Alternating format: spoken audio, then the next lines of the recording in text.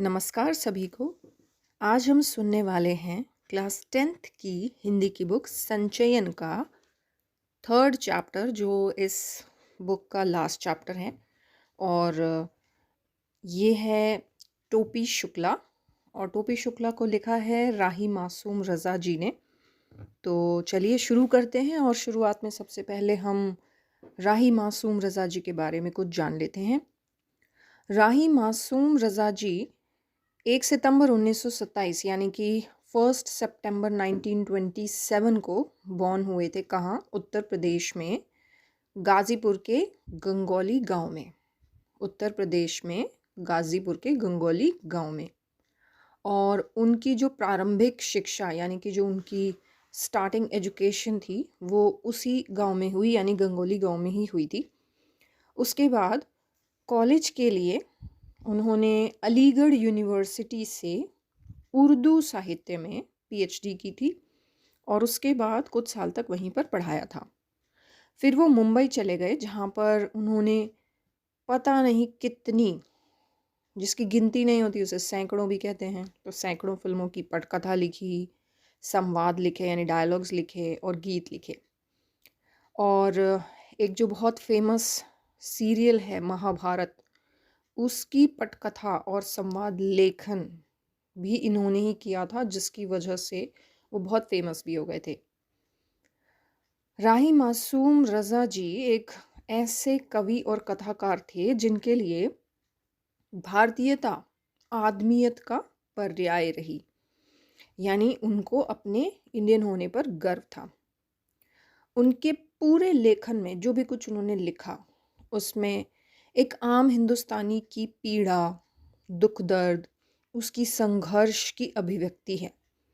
उन्होंने जनता को बांटने वाली शक्तियों, राजनीतिक दलों, व्यक्तियों, संस्थाओं का खुला विरोध किया। यानी जो भी उन्हें सोसाइटी में अच्छा नहीं लगता था या उन्हें ऐसा लगता था कि ये गलत हो रहा है, उसके बारे में वो खुल कर लिखते थे। उन्होंने संकीर्णताओं और अंधविश्वासों, धर्म और राजनीति के स्वार्थी गठजोड़ आदि को भी बेनकाब किया था। यानी अपनी राइटिंग्स के थ्रू उन्होंने बहुत सारी ऐसी गलत चीज़ों का पर्दाफाश किया था, जिसके बारे में बहुत सारे लोगों को नहीं पता था। अब राही मासूम रज़ा जी की कुछ प्रमुख कृतियाँ यानी क्रिएशंस हैं। आधा गांव, टोपी शुक्ला जो हम अब पढ़ेंगे सुनेंगे, हिम्मत जौनपुरी, कटरा बी आरजू, असंतोष के दिन, नीम का पेड़, मोहब्बत के सिवा, मैं एक फेरी वाला, नया साल, मौजे गुल, मौजे सबा, रक्से मय, अजनबी शहर, अजनबी रास्ते, 1857, और छोटे आदमी की बड़ी कहानी। राही जी का निधन 15 मार्च 1992 को हो गया था। तो चलिए अब सुनते हैं हम उनकी लिखी हुई कहानी टोपी शुक्ला। इफ़न के बारे में कुछ जान लेना इसलिए ज़रूरी है कि इफ़न टोपी का पहला दोस्त था। इस इफ़न को टोपी ने सदा इफ़न कहा। इफ़न ने इसका बुरा माना, परंतु वह इफ़न पुकारने पर बोलता रहा। इसी बोलते रहने में उसकी बड़ाई थी। यह नामों का चक्कर भी अजीब होता है। उर्दू और हिंदी एक ही भाषा, हिंदवी के दो नाम हैं, परंतु आप खुद देख लीजिए कि नाम बदल जाने से कैसे कैसे घपले हो रहे हैं। नाम कृष्ण हो तो उसे अवतार कहते हैं, और मोहम्मद हो तो पैगंबर। नामों के चक्कर में पड़कर लोग यह भूल गए कि दोनों ही दूध देने वाले जानवर चराया करते थे। दोनों ही पशुपति गोवर्धन और ब्रजकुमार थे। इसीलिए तो कहता हूँ कि टोपी के बिना इफ़न और इफ़न के बिना टोपी न केवल यह कि अधूरे हैं, बल्कि बेमानी हैं। यानी एक दूसरे के बिना दोनों में से किसी की भी इम्पोर्टेंस नहीं है। इसलिए इफ़न के घर चलना ज़रूरी है।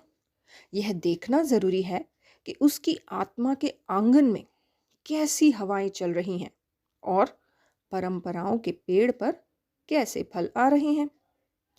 इफ़न की कहानी भी बहुत लंबी है, परंतु हम लोग टोपी की कहानी कह सुन रहे हैं।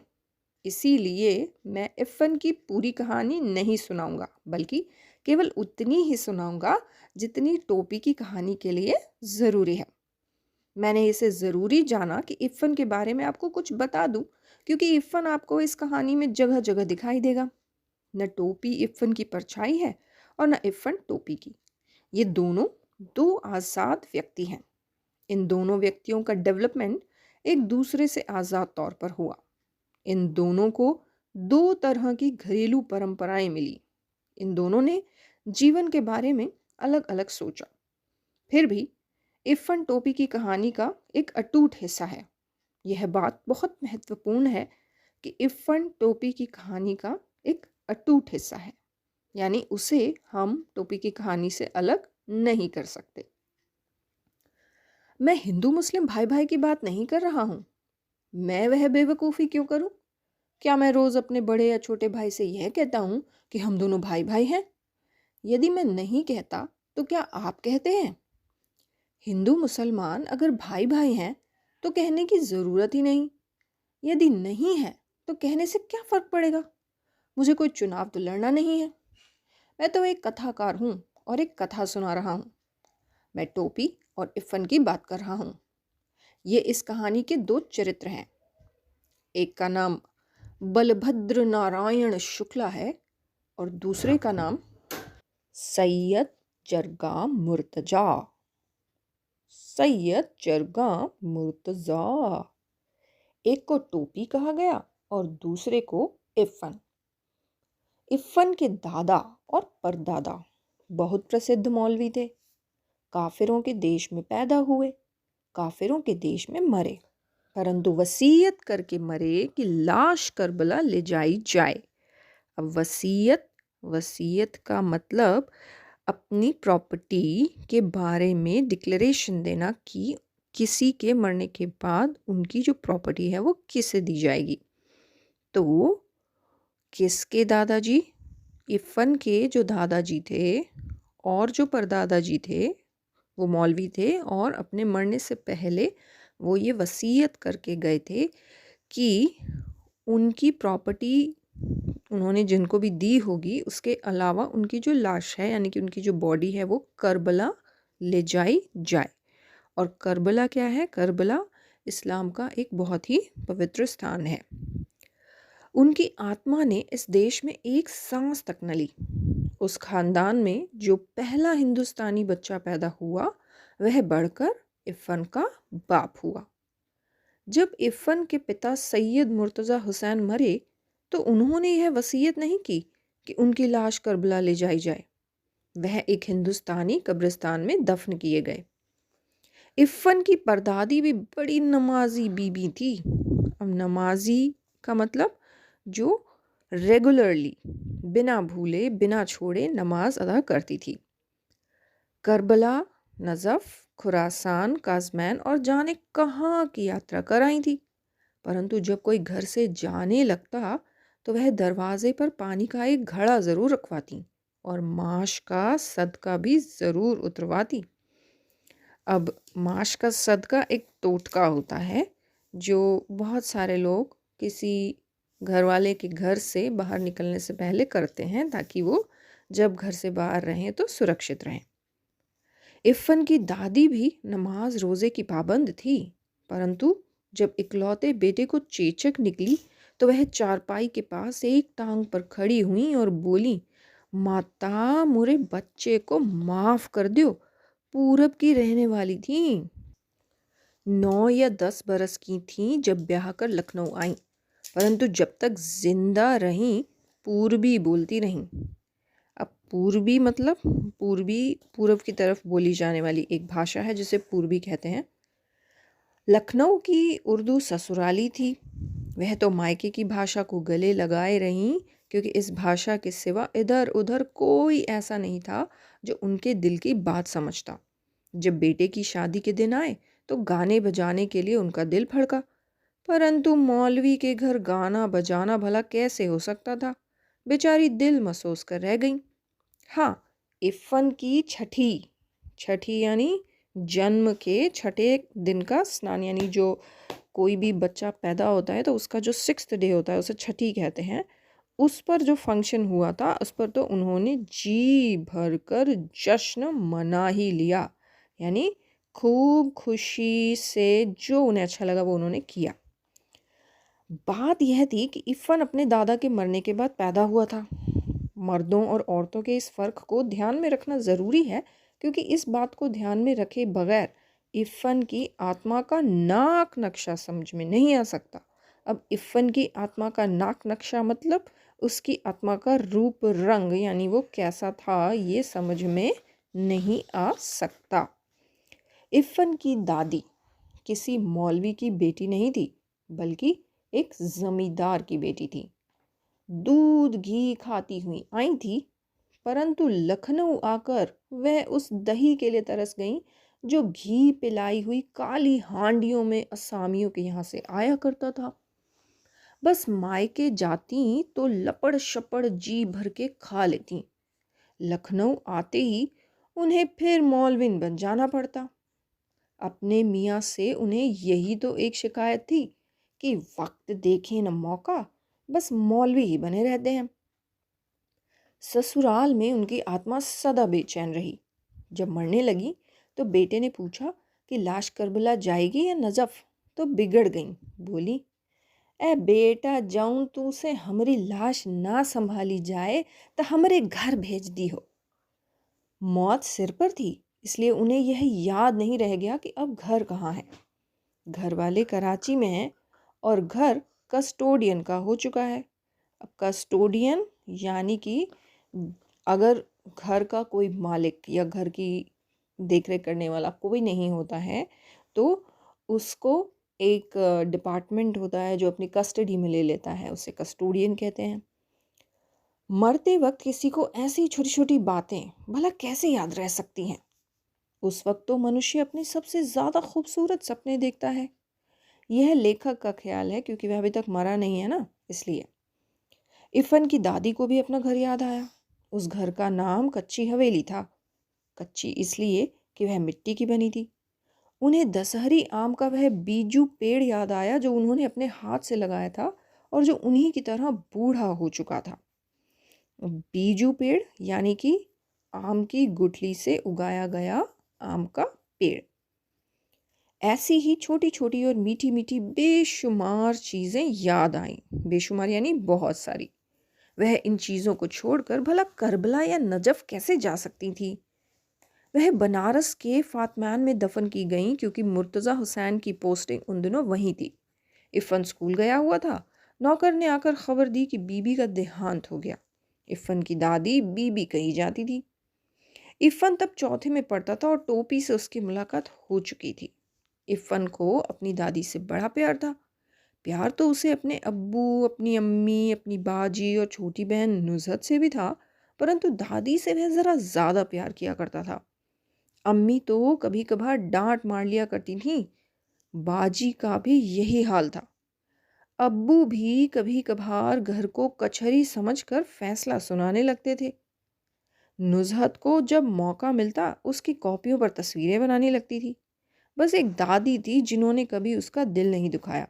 वह रात को भी उसे बहराम डाकू, अनार परी, 12 बुर्ज, अमीर हमज़ा, गुल कावली, हातिम ताई, पंचफुल्ला रानी की कहानियाँ सुनाया करती थी। वो टोपी के घर सॉरी जब टोपी इफ़न के घर जाता था तो उसकी अम्मी और उसकी बाजी उसे किसी न किसी तरह से छेड़ने की कोशिश करती थी, लेकिन जब बात आगे बढ़ने लगती थी तो दादी बीच बचाव करवा ही देती थी और क्या कहती थी, "ता काहे को जाते उन सबहन के पास मुंह पिटावे को झाड़ू मारे, चल इधर आ।" वह डांट कर कहती, परंतु हर शब्द शक्कर का खिलौना बन जाता, अमावट बन जाता। अमावट यानी जैसे पके हुए आम के रस को सुखाकर जो मोटी सी परत बनाई जाती है, जिसे हम आम पापड़ भी कह सकते हैं, वो बन जाता। तिलवा बन जाता। तिलवा यानी तिल के लड्डू और तिल से बना कुछ भी व्यंजन, और वह चुपचाप उनके पास चला जाता। तोरी अम्मा का कर रही, दादी हमेशा यहीं से बात शुरू करती। पहले तो वह चकरा जाता था कि यह अम्मा क्या होता है। फिर वह समझ गया कि माता जी को कहते हैं अम्मा। ये शब्द उसे अच्छा लगा, अम्मा। वह इस शब्द को गुड़ की डली की तरह चुभलाता रहा। अम्मा, अब्बू, बाजी। फिर एक दिन गजब हो गया। डॉक्टर भृगु नारायण शुक्ला नीले तेल वाले के घर में भी 20वीं सदी प्रवेश कर चुकी थी। यानी खाना मेज कुर्सी पर होता था, यानी डाइनिंग टेबल पर। लगती तो थालियां ही थीं, परंतु चौके पर नहीं, डाइनिंग टेबल पर। उस दिन ऐसा हुआ कि बैंगन का भुर्ता उसे जरा ज्यादा अच्छा लगा। राम दुलारी खाना परोस रही थी। टोपी ने कहा, अम्मी जरा बैंगन का भुर्ता। अम्मी। मेज पर जितने हाथ थे रुक गए, जितनी आंखें थी वो टोपी के चेहरे पर जम गईं। अम्मी, ये शब्द इस घर में कैसे आया? अम्मी। परंपराओं की दीवार डोलने लगी। ये लफ्ज तुमने कहाँ सीखा? सुभद्रा देवी ने सवाल किया। लफ्ज का मतलब यहाँ शब्द, यानी ये शब्द तुमने कहाँ सीखा? लफ्ज? टोपी ने आंखें नचाई। लफ्ज का होता है माँ? ये अम्मी कहना तुमको किसने सिखाया है? दादी गरजी। ई हम इफ़न से सीखा है। उसका पूरा नाम क्या है? ई हम ना जानते। ते कौनो मियाँ के लइका से दोस्ती कर लिहले बाय का रे। राम दुलारी की आत्मा गनगना गई। बहू, तुमसे कितनी बार कहूं कि मेरे सामने गवारों की ये जबान ना बोला करो। सुभद्रा देवी राम दुलारी पर बरस पड़ी। लड़ाई का मोर्चा बदल गया। दूसरी लड़ाई के दिन थे, इसलिए जब डॉक्टर भृगु नारायण नीले तेल वाले को यह पता चला कि टोपी ने कलेक्टर साहब के लड़के से दोस्ती गांठ ली है, तो वह अपना गुस्सा पी गए और तीसरे ही दिन कपड़े और शक्कर के परमिट ले आए। परंतु उस दिन टोपी की बड़ी दुर्गति बनी। दुर्गति मतलब बहुत बुरी हालत हुई उस दिन टोपी की। सुभद्रा देवी तो उसी वक्त खाने की मेज से उठ गई और राम दुलारी ने टोपी को फिर बहुत मारा। तैबे जाइबे ओकरा घरे। हाँ, अरे तोरा हाँ में लुकारा आगे माटी मिलो। राम दुलारी मारते मारते थक गई, परंतु टोपी ने यह नहीं कहा कि वह इफ़न के घर नहीं जाएगा। मुन्नी बाबू और भैरव उसकी कुटाई का तमाशा देखते रहे। यानी कुटाई यानी पिटाई, यानी मुन्नी बाबू और भैरव चुपचाप उसकी पिटाई का तमाशा ही देखते रहे।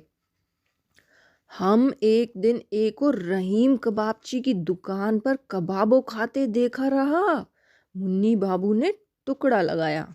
यानी कि रहीम कबाबची जो कबाब बनाने वाला होता है, उसकी दुकान पर एक दिन मुन्नी बाबू ने देखा होगा।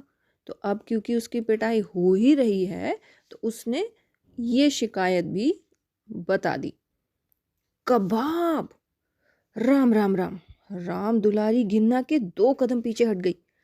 टोपी मुन्नी की तरफ देखने लगा, क्योंकि असलियत यह थी कि टोपी ने मुन्नी बाबू को कबाब खाते देख लिया था और मुन्नी बाबू ने उसे एक इकन्नी रिश्वत की दी थी। टोपी को यह मालूम था, परंतु वह चुगलखोर नहीं था। उसने अब तक मुन्नी बाबू की कोई बात इफ़न के सिवा किसी और को नहीं बताई थी। तू हमें कबाब खाते देखे रहे हो? ना देखा रहा वो दिन? मुन्नी बाबू ने कहा। तो तुमने उसी दिन क्यों नहीं बताया? सुभद्रा देवी ने सवाल किया। ई झूठा है दादी, टोपी ने कहा। उस दिन टोपी बहुत उदास रहा। वह अभी इतना बड़ा नहीं हुआ था कि झूठ और सच के किस्से में पड़ता, और सच्ची बात तो यह है कि वह इतना बड़ा कभी नहीं हो सका। उस दिन तो वह इतना पिट गया था कि उसका सारा बदन दुख रहा था। वह बस लगातार एक ही बात सोचता रहा कि अगर एक दिन के वास्ते वह मुन्नी बाबू से बड़ा हो जाता तो समझ लेता उनसे, परंतु मुन्नी बाबू से बड़ा हो जाना उसके बस में तो था नहीं। वह मुन्नी बाबू से छोटा पैदा हुआ था और उनसे छोटा ही रहा। दूसरे दिन वह जब स्कूल में इफ़न से मिला तो उसने उसे सारी बातें बता दी। दोनों जुग्राफिया का घंटा छोड़कर सरक गए, यानी कि भूगोल शास्त्र ज्योग्राफी का जो पीरियड था उसको छोड़कर वो बाहर चले गए। पंचम की दुकान से इफ़न ने केले खरीदे। अब बात यह है कि टोपी फल के अलावा और किसी चीज़ को हाथ ही नहीं लगाता था। ऐसा ना हो सकता कि हम लोग दादी बदल लें, टोपी ने कहा। तोहरी दादी हमरे घर आ जाए और हमरी तोहरे घर चली जाए। हमरी दादी तो बोलियो तू ही लोगन को बोलती। यह नहीं हो सकता, इफ़न ने कहा। अब्बू यह बात नहीं मानेंगे और मुझे कहानी कौन सुनाएगा? तुम्हारी दादी को 12 बुर्ज की कहानी आती है? तू हमें एक ठो दादियों न दे सकते हो? टोपी ने खुद अपने दिल के टूटने की आवाज़ सुनी। जो मेरी दादी हैं वह मेरे अब्बू की अम्मा भी तो हैं, इफ़न ने कहा। यह बात टोपी की समझ में आ गई। तुम्हारी दादी मेरी दादी की तरह बूढ़ी होंगी ना? हाँ, तो फिक्र ना करो, इफ़न ने कहा। मेरी दादी कहती हैं कि बूढ़े लोग मर जाते हैं। हमारी दादी न मरी है? मरेंगी कैसे नहीं? क्या मेरी दादी झूठी हैं? ठीक उसी वक्त नौकर आया और पता चला कि इफ़न की दादी मर गई। इफ़न चला गया, टोपी अकेला रह गया। वह मुंह लटकाए हुए जिम्नेजियम में चला गया। बूढ़ा चपरासी एक तरफ बैठा बीड़ी पी रहा था, वह एक कोने में बैठकर रोने लगा। शाम को वह इफ़न के घर गया तो वहाँ सन्नाटा था। घर भरा हुआ था। रोज़ जितने लोग हुआ करते थे उससे ज़्यादा ही लोग थे, परंतु एक दादी के न होने से टोपी के लिए घर खाली हो चुका था, जबकि उसे दादी का नाम तक नहीं मालूम था। उसने दादी के 1000 कहने के बाद भी उनके हाथ की कोई चीज़ नहीं खाई थी। प्रेम इन बातों का पाबंद नहीं होता। टोपी और दादी में एक ऐसा ही संबंध हो चुका था। इफ़न के दादा जीवित होते तो वह भी इस संबंध को बिल्कुल उसी तरह से न समझ पाते जैसे टोपी के घर वाले न समझ पाए थे। दोनों अलग अलग अधूरे थे। एक ने दूसरे को पूरा कर दिया था। दोनों प्यासे थे। एक ने दूसरे की प्यास बुझा दी थी। दोनों अपने घरों में अजनबी और भरे घर में अकेले थे। दोनों ने एक दूसरे का अकेलापन मिटा दिया था। एक 72 बरस की थी और दूसरा 8 साल का। तोरी दादी की जगह हमारी दादी मर गई होती तो ठीक भया होता। टोपी ने इफ़न को पुरसा दिया, यानी कि उसे सांत्वना देने की कोशिश की। इफ़न ने कोई जवाब नहीं दिया। उसे इस बात का जवाब आता ही नहीं था। दोनों दोस्त चुपचाप रोने लगे। टोपी ने 10 अक्टूबर सन 45 को कसम खाई कि अब वह किसी ऐसे लड़के से दोस्ती नहीं करेगा जिसका बाप ऐसी नौकरी करता हो जिसमें बदली होती रहती है। 10 अक्टूबर सन 45 का यूं तो कोई महत्व नहीं, परंतु टोपी के आत्म इतिहास में इस तारीख का बहुत महत्व है, क्योंकि इसी तारीख को इफ़न के पिता बदली पर मुरादाबाद चले गए। इफ़न की दादी के मरने के थोड़े ही दिनों बाद यह तबादला हुआ था, यानी ट्रांसफ़र हुई थी। इसलिए टोपी और अकेला हो गया, क्योंकि दूसरे कलेक्टर ठाकुर हरिनाम सिंह के 3 लड़कों में से कोई उसका दोस्त नहीं बन सका। डब्बू बहुत छोटा था, बीलू बहुत बड़ा था, गुड्डू था तो बराबर का, परंतु केवल अंग्रेज़ी बोलता था। और यह बात भी थी कि उन तीनों को इसका एहसास था कि वे कलेक्टर के बेटे हैं। किसी ने टोपी को मुंह तक नहीं लगाया। माली और चपरासी टोपी को पहचानते थे, इसलिए वह बंगले में चला गया। बीलू, गुड्डू और डब्बू उस समय क्रिकेट खेल रहे थे। डब्बू ने हिट किया। गेंद सीधी टोपी के मुंह पर आई। उसने घबराकर हाथ उठाया, गेंद उसके हाथों में आ गई। House that? Head Mali umpire था, उसने उंगली उठा दी। वह बेचारा केवल यह समझ सका कि जब हाउस दैट का शोर हो तो उसे उंगली उठा देनी चाहिए। Who are you? डब्बू ने सवाल किया। बलभद्र नारायण, टोपी ने जवाब दिया। Who is your father? यह सवाल गुड्डू ने किया। भृगु नारायण। हैं? बीलू ने अंपायर को आवाज दी। ई बिरगु नारायण कौन है? एनी ऑफ आर चपरासीज? नाही साहब, अंपायर ने कहा, शहर के मशहूर दागदर हैं। You mean doctor? डब्बू ने सवाल किया। Yes sir. हेड माली को इतनी अंग्रेजी आ गई थी। But he look so clumsy, Bilu बोला। ए टोपी कट गया, तनी जबनिया संभाल के बोलो, एक लपड़ में नाचे लगी हो। ओ यू, बीलू ने हाथ चला दिया। टोपी लुढ़क गया। फिर वह गालियां बकता हुआ उठा, परंतु हेड माली बीच में आ गया और डब्बू ने अपने अल्सेशियन को शुष्कार दिया, यानी कि उसने अपने कुत्ते को उसके पीछे लगने का इशारा किया। पेट में 7 सुइयां भुकी तो टोपी के होश ठिकाने आए और फिर उसने कलेक्टर साहब के बंगले का रुख नहीं किया। परंतु प्रश्न यह खड़ा हो गया कि फिर आखिर वह करे क्या? घर में ले देकर बूढ़ी नौकरानी सीता थी जो उसका दुख दर्द समझती थी, तो वह उसी के पल्लू में चला गया और सीता की छाया में जाने के बाद उसकी आत्मा भी छोटी हो गई। सीता को घर के सभी छोटे बड़े डांट लिया करते थे, टोपी को भी घर के सभी छोटे बड़े डांट लिया करते थे, इसलिए दोनों एक दूसरे से प्यार करने लगे। टेक मत किया करो बाबू।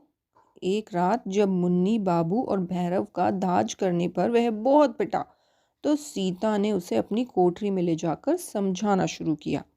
अब यहाँ दाज का मतलब है बराबरी। जब एक दिन उसने मुन्नी बाबू और भैरव की बराबरी करने की कोशिश की तो उसको बहुत पीटा गया। तब सीता ने उसे समझाया। क्या समझाया? बात यह हुई कि जाड़ों के दिन थे। मुन्नी बाबू के लिए कोट का नया कपड़ा आया, भैरव के लिए भी नया कोट बना। टोपी को मुन्नी बाबू का कोट मिला। कोट बिल्कुल नया था, मुन्नी बाबू को पसंद नहीं आया था, फिर भी बना तो था उन्हीं के लिए, था तो उतरन। टोपी ने वह कोट उसी वक्त दूसरी नौकरानी केतकी के बेटे को दे दिया। वह खुश हो गया। नौकरानी के बच्चे को दे दी जाने वाली चीज वापस तो नहीं ली जा सकती थी, इसलिए तय हुआ कि टोपी जाड़ा खाए। हम जाड़ा उड़ा ना खाएंगे, भात खाएंगे, टोपी ने कहा। तुम जूते खाओगे, सुभद्रा देवी बोली। आपको यो ना मालूम कि जूता खाया ना जात पहना जात है। दादी से बदतमीजी करते हो, मुन्नी बाबू ने बिगड़ कर कहा। तक कहा हम इनकी पूजा करें। फिर क्या था, दादी ने आसमान सिर पर उठा लिया। राम दुलारी ने उसे पीटना शुरू किया। तू 10वां में पहुंच गई बाढ़, सीता ने कहा। तुम्हें दादी से टर्राव कितना चाहिए कि ना वो तो हर दादी बाड़न। अब यहाँ टर्राव का मतलब है जबान लड़ाना, कि तुम अपनी दादी से क्यों जबान लड़ाते हो। सीता ने तो बड़ी आसानी से कह दिया कि वह 10वें में पहुंच गया है, परंतु यह बात इतनी आसान नहीं थी। 10वें में पहुंचने के लिए उसे बड़े पापड़ बेलने पड़े। 2 साल तो वह फेल ही हुआ। 9वें में तो वह सन 49 में ही पहुंच गया था, परंतु 10वें में वह सन 52 में पहुंच सका। जब वह पहली बार फेल हुआ तो मुन्नी बाबू इंटरमीडिएट में फर्स्ट आए और भैरव छठे में। सारे घर ने उसे जबान की नोक पर रख लिया। वह बहुत रोया। बात यह नहीं थी कि वह गाउदी था, यानी कि बुद्धू था। वह काफी तेज था, परंतु उसे पढ़ने ही नहीं देता था कोई। जब वह पढ़ने बैठता, मुन्नी बाबू को कोई काम निकल आता या राम दुलारी को कोई ऐसी चीज मंगवानी पड़ जाती जो नौकरों से नहीं मंगवाई जा सकती थी। यह सब कुछ न होता तो पता चलता कि भैरव ने उसकी कॉपियों के हवाई जहाज उड़ा डाले हैं। दूसरे साल उसे टाइफाइड हो गया। तीसरे साल वह 3rd डिवीजन में पास हो गया। यह 3rd डिवीजन कलंक के टीके की तरह उसके माथे से चिपक गया, परंतु हमें उसकी मुश्किलों को भी ध्यान में रखना चाहिए। सन 49 में वह अपने साथियों के साथ था। वह फेल हो गया, साथी आगे निकल गए, अब वह रह गया अकेला। सन 50 में उसे उसी दर्जे में उन लड़कों के साथ बैठना पड़ा जो पिछले साल 8वें में थे। पीछे वालों के साथ एक ही दर्जे में बैठना कोई आसान काम नहीं है। उसके दोस्त 10वें में थे, वह उन्हीं से मिलता, उन्हीं के साथ खेलता। अपने साथ हो जाने वालों में से किसी के साथ उसकी दोस्ती ना हो सकी। वह जब भी क्लास में बैठता उसे अपना बैठना अजीब लगता। उस पर सितम ये हुआ कि कमज़ोर लड़कों को मास्टर जी समझाते तो उसी की मिसाल देते। क्या मतलब है शाम अफ्तार या मोहम्मद अली, बलभद्र की तरह इसी दर्जे में टिके रहना चाहते हो क्या? यह सुनकर सारा दर्जा हंस पड़ता, यानी पूरी क्लास हंसने लगती। हंसने वाले वे होते जो पिछले साल 8वें में थे। वह किसी न किसी तरह इस साल को झेल गया, परंतु जब सन 51 में भी उसे 9वें दर्जे में ही बैठना पड़ा तो वह बिल्कुल गीली मिट्टी का लौंदा हो गया, यानी जैसे गीली मिट्टी का एक पिंड, एक टुकड़ा लाकर रख दिया गया हो, क्योंकि अब तो 10वें में भी कोई उसका दोस्त नहीं रह गया था। 8वें वाले 10वें में थे, 7वें वाले उसके साथ। उनके बीच में वह अच्छा खासा बूढ़ा दिखाई देता था। वह अपने भरे पूरे घर की ही तरह अपने स्कूल में भी अकेला हो गया था। मास्टरों ने उसका नोटिस लेना बिल्कुल ही छोड़ दिया था। कोई सवाल किया जाता और जवाब देने के लिए वह भी हाथ उठाता तो कोई मास्टर उससे जवाब न पूछता। परंतु जब उसका हाथ उठता ही रहा तो एक दिन अंग्रेजी साहित्य के मास्टर साहब ने कहा, 3 बरस से यही किताब पढ़ रहे हो, तुम्हें तो सारे जवाब ज़बानी याद हो गए होंगे। इन लड़कों को अगले साल हाई स्कूल का इम्तहान देना है, तुमसे पार्सल पूछ लूँगा। टोपी इतना शर्माया कि उसके काले रंग पर लाली दौड़ गई, और जब तमाम बच्चे खिलखिलाकर हंस पड़े तो वह बिल्कुल ही मर गया। जब वह पहली बार 9वें में आया था तो वह भी इन्हीं बच्चों की तरह बिल्कुल बच्चा था। फिर उसी दिन अब्दुल वहीद ने रिसेस में वह तीर मारा कि टोपी बिल्कुल बिलबिला उठा। वहीद क्लास का सबसे तेज लड़का था, मॉनिटर भी था, और सबसे बड़ी बात यह है कि वह लाल तेल वाले डॉक्टर शरफुद्दीन का बेटा था। उसने कहा, बलबद्दर, अबे तो हम लोगन में का घुसता है, ए डथवालन से दोस्ती कर, हम लोग तो निकल जाएंगे, बाकी तू है तो उन्हीं सबन के साथ रहे को हुई है। यह बात टोपी के दिल के और पार हो गई, और उसने कसम खाई कि टाइफाइड हो या टाइफाइड का बाप, उसे तो पास होना है। परंतु बीच में चुनाव आ गए। डॉक्टर भृगु नारायण नीले तेल वाले खड़े हो गए। अब जिस घर में चुनाव के लिए खड़ा हो गया हो कोई, उसमें कोई पढ़ लिख कैसे सकता है? वह तो जब डॉक्टर साहब की जमानत जब्त हो गई तब घर में ज़रा सन्नाटा हुआ, और टोपी ने देखा कि इम्तहान तो सिर पर खड़ा है। वह पढ़ाई में जुट गया, परंतु ऐसे वातावरण में क्या कोई पढ़ सकता था? इसलिए उसका पास ही हो जाना बहुत था। वाह, दादी बोली, भगवान नजरे बद से बचाए, रफ्तार अच्छी है। तीसरे बरस तीसरे दर्जे में पास तो हो गए कम से कम। तो यहाँ पर ख़त्म होता है ये चैप्टर, और अब हम डिस्कस करेंगे इसके क्वेश्चन आंसर्स को। तो क्वेश्चन आंसर डिस्कस करने से पहले एक बात ये है कि अगर आप गूगल में डिफरेंट वेबसाइट्स पर क्वेश्चन आंसर्स देखते हैं तो थोड़ा सा आप उसे ध्यान से पढ़िए, क्योंकि काफ़ी वेबसाइट्स में क्वेश्चन के आंसर्स कंप्लीट भी नहीं होते हैं और गलत भी दिए होते हैं। तो इसलिए अगर आपको स्टोरी पता है अच्छे से तो आप खुद से ही उसका आंसर परफेक्टली लिख सकते हैं। तो यहाँ सबसे पहला क्वेश्चन है हमारा कि इफ़न टोपी शुक्ला की कहानी का महत्वपूर्ण हिस्सा किस तरह से है, यानी how Iffan is an important part of the story of Topi Shukla. तो यहाँ अगर हम स्टोरी के स्टार्टिंग की बात करें तो उसने खुद ये बताया है कि इफ़न की कहानी बताए बगैर वो अपनी कहानी नहीं बता सकता, या फिर हम उसकी कहानी को नहीं समझ सकते। और ऐसा उसने इसलिए कहा है क्योंकि उसकी दोस्ती जो थी वो इफ़न से ही हुई थी सबसे पहले, और वो उसकी लाइफ का एक बहुत इम्पॉर्टेंट पार्ट है। तो इसको लिखने के लिए हम इस तरह से लिख सकते हैं कि इफ़न टोपी शुक्ला की कहानी का महत्वपूर्ण हिस्सा इस तरह है कि टोपी शुक्ला की पहली दोस्ती इफ़न के साथ हुई थी, और इफ़न के बिना उसकी कहानी ही अधूरी है। और वो इसलिए क्योंकि टोपी का जो बचपन था उसका काफ़ी हिस्सा उसने इफ़न के साथ गुजारा है, और उसकी बहुत सारी यादें उसके साथ जुड़ी हुई हैं, जो कि हमें कहानी को पढ़कर पता चलता है। ये बात अलग है कि दोनों अलग अलग धर्म के थे, लेकिन उसके बावजूद वो दोनों एक दूसरे से अटूट रूप से जुड़े हुए थे, क्योंकि जब इफ़न और टोपी अलग हुए तो भी उसे बहुत ही दुख हुआ था इस बात का कि अब वो इफ़न से मिल नहीं पाएगा। तो ये है पहले प्रश्न का उत्तर। इसके बाद दूसरा प्रश्न है, इफ़न की दादी अपने पीहर क्यों जाना चाहती थी?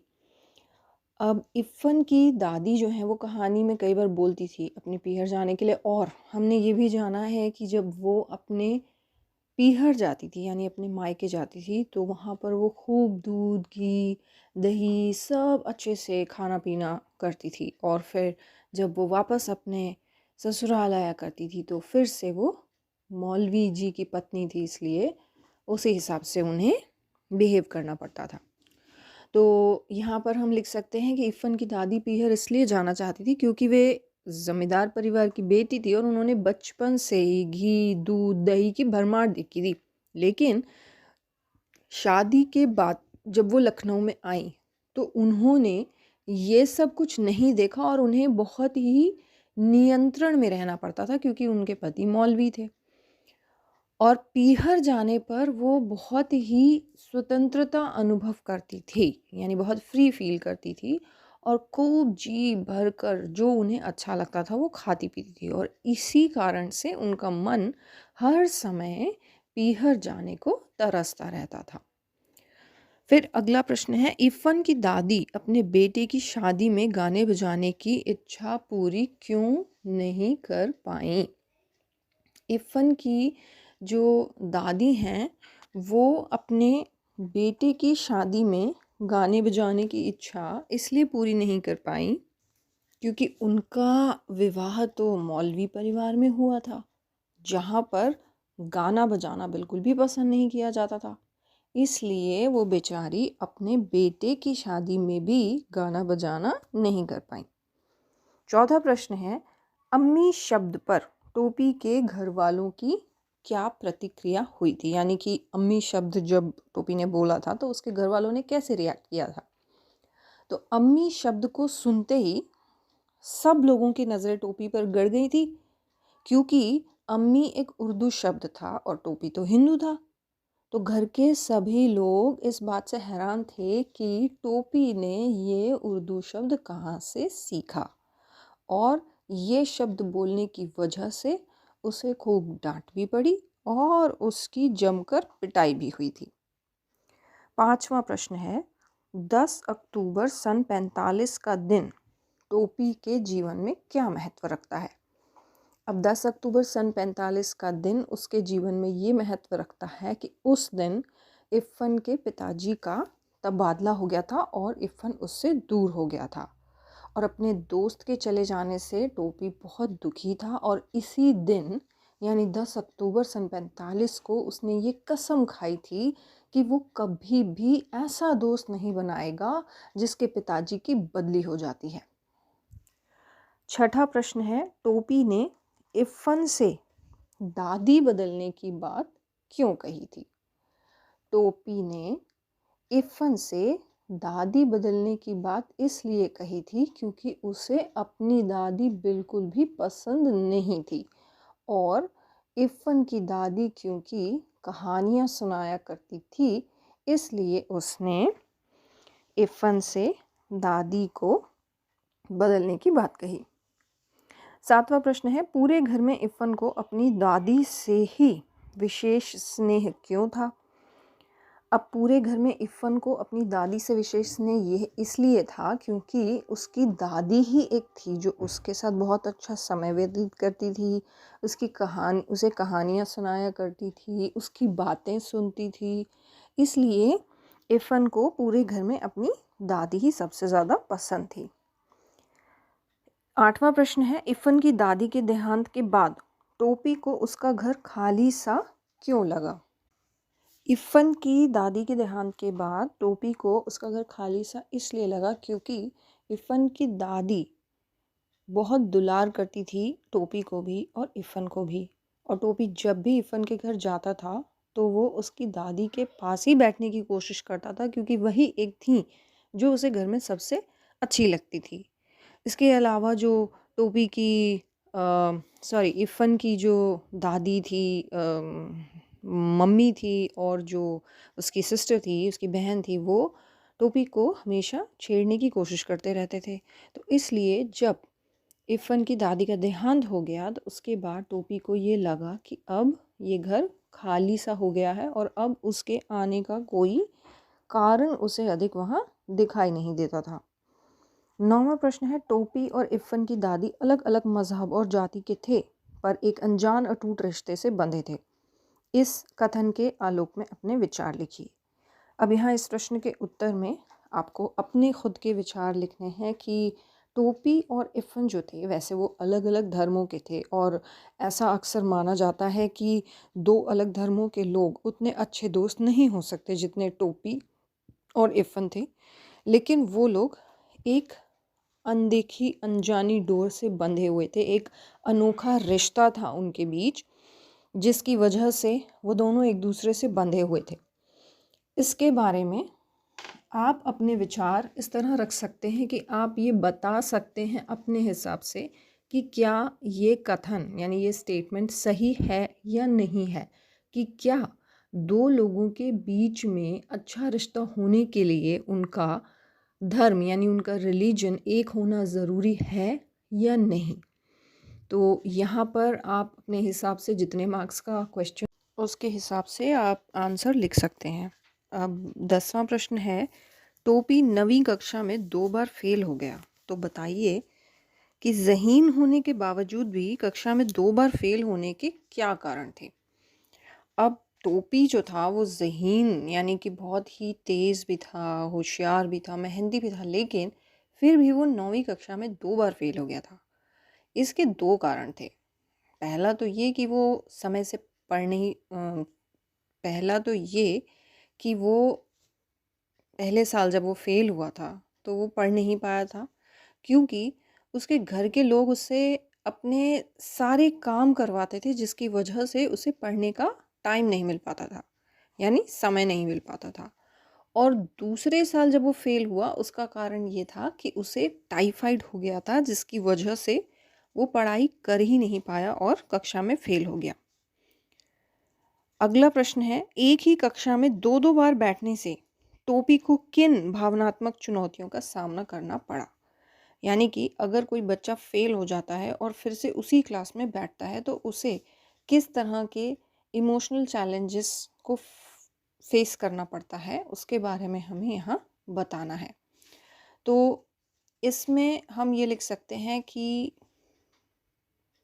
टोपी को एक ही कक्षा में 2 बार बैठने से जो भावनात्मक कठिनाइयाँ हुई वो कुछ इस प्रकार थी कि उसको शर्म के कारण किसी से भी बात करने में परेशानी होती थी।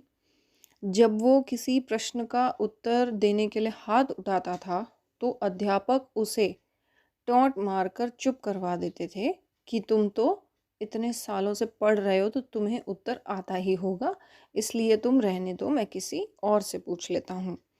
इसके अलावा जो उसकी कक्षा के बच्चे थे वो उसका मजाक भी उड़ाते थे और वो बिल्कुल अकेला सा पड़ गया था क्योंकि उसके सभी साथी अगली कक्षा में चले गए थे और जो नए थे वो कोई उसका दोस्त बनना नहीं चाहता था। अगला प्रश्न है, टोपी की भावनात्मक परेशानियों को मद्देनज़र रखते हुए शिक्षा व्यवस्था में आवश्यक बदलाव सुझाइए। अब यहाँ पर टोपी की भावनात्मक चुनौतियाँ जो हमने अभी पिछले प्रश्न में बताई हैं, उस भावात्मक या भावनात्मक परेशानियों को ध्यान में रखते हुए हमें जो हमारी शिक्षा व्यवस्था है उसमें क्या सुधार किया जा सकता है उसके बारे में आपको अपने विचार रखने हैं। अब इसमें अ, हम ये सोच सकते हैं कि जैसे आप लोग भी देखते होंगे कि कोई बच्चा अगर फेल हो जाता है और फिर वो उसी सेम क्लास में पढ़ता है तो उसके लिए बहुत ही एक एम्बैरेसिंग सी सिचुएशन हो जाती है, क्योंकि जो बच्चे उससे छोटे होते हैं वो उसके बराबर आ जाते हैं तो वो उसका मजाक भी उड़ाते हैं, उनका व्यवहार उसके लिए ठीक नहीं होता है।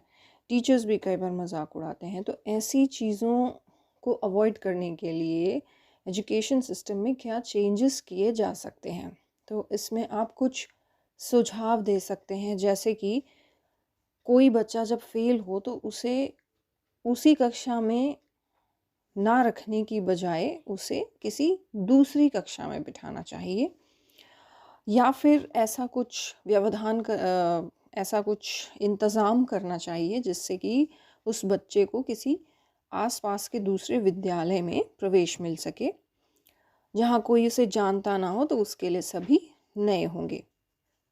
फिर ऐसा भी किया जा सकता है कि छात्र जिस विषय में फेल हो रहा हो उस विषय को ही हटा देना चाहिए और उसके बदले में उसे कोई और ऐसा विषय दिया जाना चाहिए जिसमें वो थोड़ी मेहनत से भी पास हो सके। इसके अलावा कुछ ऐसा भी किया जा सकता है कि बच्चों को अंक के आधार पर नहीं बल्कि ग्रेड के आधार पर अगली कक्षा में भेजना चाहिए। कुछ इस तरह से किया जा सकता है कि कुछ विषयों के नंबर रखे जाएं और अन्य कुछ विषयों के लिए ग्रेड दिए जाएं, जिससे कि बच्चा दोनों तरह से अगली कक्षा में जाने के योग्य बन सके। और इसके अलावा ये भी किया जा सकता है कि अध्यापकों को ऐसा निर्देश दिया जाए कि कोई भी ऐसा बच्चा जो फेल होने के बाद उसी कक्षा में पढ़ रहा है उसके साथ अच्छा व्यवहार किया जाए, बजाय इसके कि उसे बार बार वही बात याद दिलाई जाए जिससे कि उसे परेशानी होती है। अब इस पाठ का 11वां और आखिरी प्रश्न है कि इफ़न की दादी के मायके का घर कस्टोडियन में क्यों चला गया।